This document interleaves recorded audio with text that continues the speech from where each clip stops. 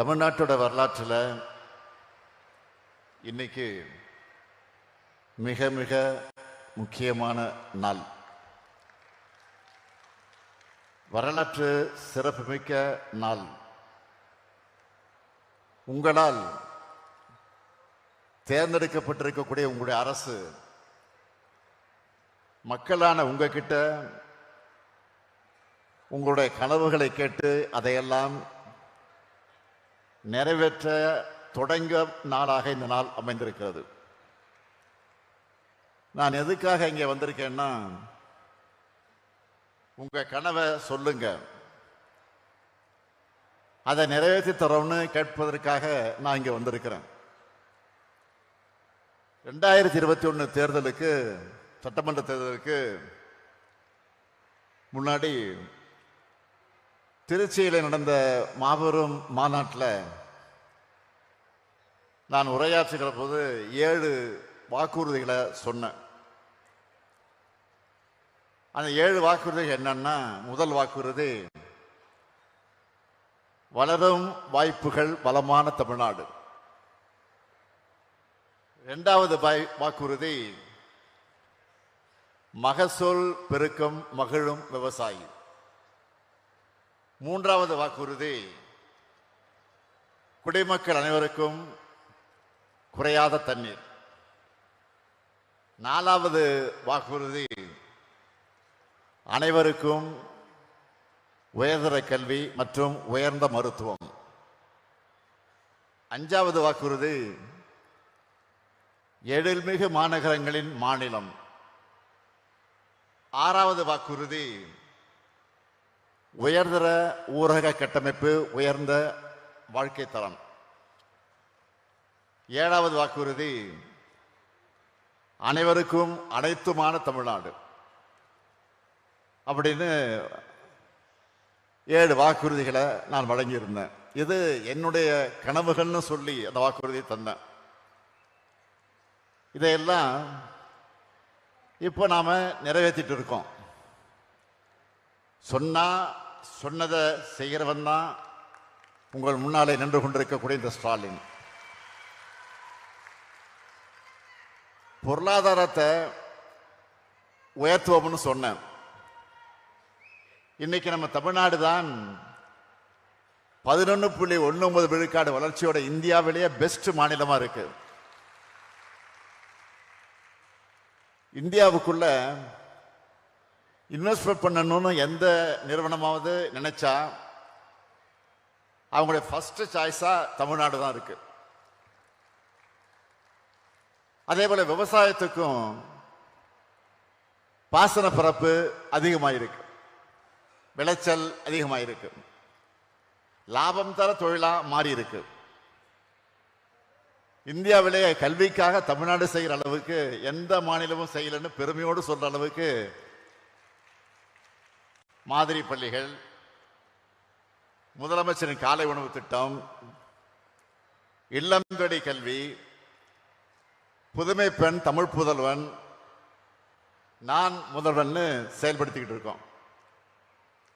நம்ம பிள்ளைங்களும் பள்ளி கல்வி, உயர்கல்வி, போட்டித் தேர்வுகள் எல்லாத்துலேயும் அடிச்சு தூள் கிளப்புறாங்க. அடுத்து மருத்துவம். தமிழ்நாட்டோட மருத்துவத்துறை பற்றி சொல்லணும்னா, தமிழ்நாடு இப்போ மெடிக்கல் டூரிசத்தினுடைய மையமா விளங்கிட்டு இருக்கு. வெளிநாடுகள் இருந்தும் மருத்துவ சிகிச்சைகளுக்காக இங்கே தான் வராங்க. இந்த தரமான மருத்துவத்தை உங்க வீடுகளுக்கே கொண்டு வந்து சேர்க்கத்தான் மக்களை தேடி மருத்துவம்னு ஐநா மன்றமே பாராட்டுகிற திட்டத்தை நாம செயல்படுத்தி இருக்கோம். அது மட்டும் இல்லாம இன்னுயிர் காப்போம், நம்மை காக்கு 48, இதயம் காப்போம், பாதம் காப்போம், நலம் காக்கும் ஸ்டாலின் ஏராளமான திட்டங்கள் மக்களுடைய உயிர்களை பாதுகாத்துட்டு இருக்கு. அடுத்து மற்ற மாநிலங்களை பார்த்தீங்கன்னா பெரும்பாலும் அந்த மாநிலத்தோட தலைநகரமும் முதல்நிலை நகரங்களும் தான் வளர்ந்துருக்கும். ஆனால் நம்ம தமிழ்நாட்டில் தான் இப்போ 2ஆம் நிலை 3ஆம் நிலை நகரங்களும் வளர்ந்துருக்கு. சாலைகள், பாலங்கள், போக்குவரத்து, குடிநீர் வசதின்னு உட்கட்டமைப்பு வசதிகளை பெற்றிருக்கு.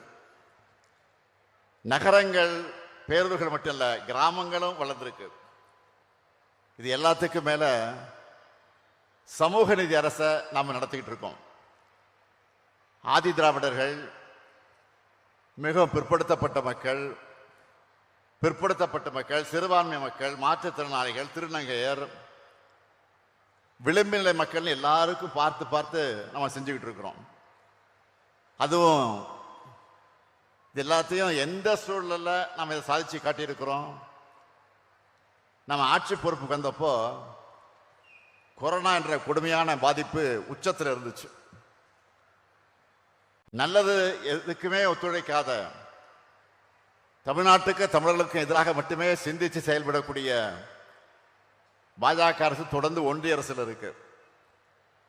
ஆட்சி பொறுப்பில் இருந்தப்போ தமிழ்நாட்டு உரிமைகளை எல்லாம் ஆமாசாமி போட்டு அடகு வச்ச அதிமுக இப்போ எதிர்கட்சி ஆனதுக்கு பிறகு உண்மைக்கு புறம்பான போலி செய்திகள் எல்லாம் உருவாக்கி அவதூறு செஞ்சுக்கிட்டு இருக்கிறாங்க, பரப்பிட்டு இருக்கிறாங்க.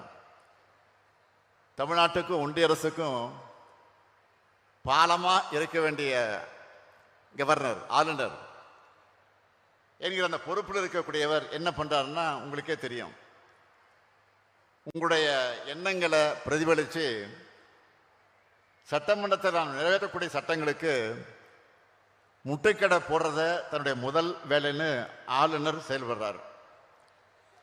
இத்தனையை மீறி மக்களான நீங்க எங்க கூட இருக்கிற காரணத்தால் தான் 2021 கொடுத்த 505 வாக்குறுதிகளை 404 வாக்குறுதிகளை நிறைவேற்றி இருக்கிறோம். இந்த சாதனையை செஞ்சது திராவிட மாடல். ஒன்றிய அரசு நிதியை தர மறுத்தும் புறக்கணிச்சும் அவங்க வெளியிடக்கூடிய புள்ளி விவரங்கள் எல்லாம் தவிர்க்க முடியாத அளவுக்கு முதலிடத்தில் இருக்க சாதனை செஞ்சது நம்ம திராவிட மாடல் அரசு. தமிழ்நாட்டோட கஜானாவை சுரண்டின கடந்த கால அதிமுக ஆட்சியாளர்கள் மக்களால் விரட்டியடிக்கப்பட்ட பின்னர் என்னென்னலாம் சொன்னாங்க. நாம மகளிருக்கான உரிமை தொகையை கொடுக்க மாட்டோம்னு சொன்னாங்க. ஆனா அதை நிரூபிச்சு காட்டியிருக்கோம், செஞ்சுக்கிட்டு இருக்கோம். 1,31,00,000 மகளிருக்கு மாதந்தோறும் 1000 ரூபாய் அக்கௌண்ட்ல இன்னைக்கு போடப்பட்டு கொண்டிருக்கிறது. அடுத்து என்ன சொன்னாங்க? போக்குவரத்து துறை நஷ்டத்தில் இயங்குது, இதுல எங்க இலவச பயணம் கொடுக்க போறாங்கன்னு சொன்னாங்க. நான் ஆட்சி பொறுப்புக்கு வந்த மறுநாள் பெண்கள் எல்லாரும் நகர பேருந்துகளை விடிய பயணம் செய்ய முதல் கோப்புல முதல் கையெழுத்து போட்டவன் தான் இந்த ஸ்டாலின். சொன்னதை மட்டும் இல்ல, மக்களுக்கு தேவை அப்படின்னு தோணுச்சுன்னா அது நல்லதா இருந்தாலும் செஞ்சுக்கிட்டு இருக்கிறோம். தினமும் காலையில் 21 லட்சம் குழந்தைகள் வயிறார சாப்பிடுற காலை உணவு திட்டம் தேர்தல் வாக்குறுதியில் சொன்ன திட்டமா? 48 லட்சம் மாணவ மாணவிகளுக்கு திறன் மேம்பாட்டு பயிற்சி அளித்திருக்கக்கூடிய நான் முதல்வன் திட்டம் தேர்தல் வாக்குறுதியில் சொன்ன திட்டமா? இல்லையே. ஆனா இதெல்லாம் தமிழ்நாட்டுக்கு தேவை, நம்ம தமிழ்நாட்டுக்கு தேவை, நம்ம பிள்ளைகளுக்கு தேவைன்னு அதை கொண்டு வந்தோம். நாளைக்கு நம்ம பிள்ளைகள் வளர்ந்து மாணவர்களாக படிச்சு பெரிய பெரிய வேலைகளில் போய் உட்காரும் போது இந்த திட்டங்களை செயல்படுத்தினதுக்காக நம்ம திராவிட மாடல் அரசை பாராட்டுவாங்க. இன்னும் சொல்றேன், அதிமுக ஆட்சி காலத்தில் தமிழ்நாட்டுக்கு வரணும்னு சொன்னால பல தொழில் நிறுவனங்கள் பின்னங்கால் பிடரில் அடிபட்டு தலை தெறிக்க ஓடுனாங்க. ஆனால் நம்ம திராவிட மாடல் ஆட்சியில் 10 லட்சம் கோடி ரூபாய் மதிப்பிலான முதலீடுகளை நாம் ஈர்த்திருக்கிறோம். ரெக்கார்டை பிரேக் பண்ண முடியாத அளவுக்கு பண்ணணும். இதுதான் என் பாலிசி. இன்னும் கூட சொல்றேன், 2 லட்சம் விவசாயிகளுக்கு இலவச மின் இணைப்பு, 4000 கோயில்களுக்கு குடமுழுக்கு, 8000 கோடி ரூபாய்க்கு மேலான கோயில்களின் சொத்துக்களை மீட்டிருக்கோம். அரசு ஊழியர்களுடைய 22 ஆண்டு கால கோரிக்கையான பென்ஷன் திட்டம் கடந்த 4 ஆண்டுகள்ல ஒவ்வொரு மாவட்டத்துக்கும் 2 முறை 3 முறை நாம் பயணம் செஞ்சு அரசு விழாக்கள் மூலமாக 40 லட்சத்துக்கும் அதிகமானதுக்கு நலத்திட்ட உதவிகளை வழங்கி இருக்கிறேன். இப்போ கூட இந்த பொங்கல் மகிழ்ச்சி பொங்கலா இருக்கணும், அதற்காகத்தான் பொங்கல் பரிசா 3000 ரூபாய் தரோம். இப்படி உங்க தேவைகளை உணர்ந்து நல்ல பல திட்டங்களை செஞ்சிட்டு இருக்கக்கூடிய உங்க திராவிட மாடல் அரசு கிட்ட உங்களுடைய கனவுகளை நீங்களே சொல்லணும்னு உருவாக்கி இருக்கக்கூடியதுதான் இந்த உங்க கனவை சொல்லுங்க திட்டம்.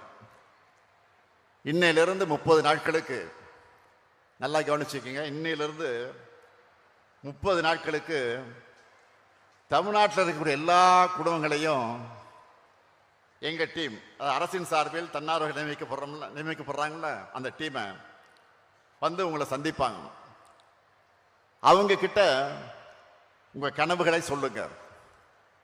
அதையெல்லாம் அவங்க டிஜிட்டல் முறையில் பதிவு செஞ்சுப்பாங்க. அதை எல்லாத்தையும் ஆய்வு செஞ்சு தமிழ்நாட்டுக்கான ஒரு மாபெரும் கனவு திட்டத்தை அறிவிக்க போகிறேன். 2030ஆம் ஆண்டுக்கான தொலைநோக்கு பார்வை கொண்டதா அந்த கனவு திட்டம் இருக்கும். நான் உறுதியாக சொல்றேன், இந்த கனவுகளை எல்லாம் நான் நிறைவேற்றி காட்டுறப்போ கிராமப்புற உள்கட்டமைப்புகள், நகரப்புற உள்கட்டமைப்புகள், மொழி மற்றும் பண்பாடு வெற்றிகள், கல்வி மற்றும் திறன் மேம்பாடுகள், சமூக வளர்ச்சி, விவசாயம் மற்றும் மீன்பிடி தொழில், வேலைவாய்ப்பு மற்றும் தொழிற்சாலைகள் ஆகிய 7 துறைகளில் தன்னிறைவு பெற்ற தமிழ்நாடா நம்முடைய மாநிலம் வளர்ந்திருக்கும். பேரறிஞர் அண்ணா அவர்கள் தான் சொல்வார், மக்களிடம் செல், அவர்களோடு வாழு, அவர்களை நேசி, அவர்களிடமிருந்து கற்றுக்கொள், அவர்களுக்கு தெரிந்ததிலிருந்து தொடங்கு, அவர்களிடம் இருப்பதிலிருந்து கட்டுமானம் செய், பணி முடிந்த பிறகு அவருக்கு திருப்தியை ஏற்படுத்திவிட்டு திரும்பி வான்னு சொன்னார். அண்ணா சொன்னதையெல்லாம் என்னுடைய இதயத்தில் வச்சு செயல்படக்கூடியவன் தான் இந்த முத்துவேல் கருணாநிதி ஸ்டாலின். அதனால்தான் ஒரு கட்சியின் ஆட்சியாக இல்லாம ஒரு இனத்தின் ஆட்சியா திராவிட மாடல் ஆட்சியை நடத்திக்கிட்டு இருக்கோம். ஆட்சி என்பது முதலமைச்சரான என்னுடைய கனவுகளை மட்டுமல்ல, வாக்களிச்ச வாக்களிக்காத உங்க எல்லாருடைய கனவுகளை நிறைவேற்றுகிற கருவி. அப்படி உங்க கனவுகளை கேட்டு நிறைவேற்றும் போதுதான் உங்கள் குடும்பங்கள் முன்னேறும், மகிழ்ச்சி அடையும். உங்கள் கனவுகள் நிறைவேறும்னா தமிழ்நாடு முன்னேறும், வளர்ச்சி அடையும். வரலாற்றை புரட்டி பாருங்க. நாம கனவு கண்டா நிச்சயம் நம்முடைய உழைப்பால அதை நிறைவேற்றுவோம். சுயமரியாதையும் சமத்துவமும் பகுத்தறிவு மிக்க சமூகமா நம்ம தமிழ் சமூகம் தலை நிமிரணும், சமூக நீதி நிலை பெறணும், உடைக்கப்பட்டவருடைய குரல்கள் கேட்கப்படணும், எல்லோருக்குமான ஆட்சி அமையணும்னு தந்தை பெரியார், பேரறிஞர் அண்ணா, தலைவர் கலைஞர் ஆகியோர் கனவு கண்டாங்க.